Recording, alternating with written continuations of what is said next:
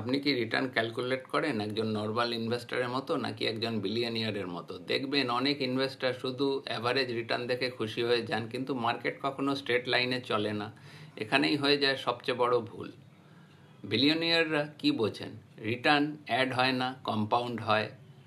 মানে 20% প্লাস 20% মানে 40% নয়। অ্যাভারেজ রিটার্ন আপনাকে ভুল পথে নিয়ে যেতে পারে। রিয়েল গ্রোথ মেজার করতে হয় XIRR দিয়ে। ধরুন আপনার রিটার্ন হলো 20% প্লাস 20% প্লাস 20% প্লাস 20% মাইনাস 20%, দেখে মনে হচ্ছে 12% অ্যাভারেজ, কিন্তু আসল compounding 1.2 into 1.2 into 1.2 into 1.2 into 0.8, final return নেমে হয়ে যায় প্রায় 10%। বেশিরভাগ ইনভেস্টর কি ভুল করেন?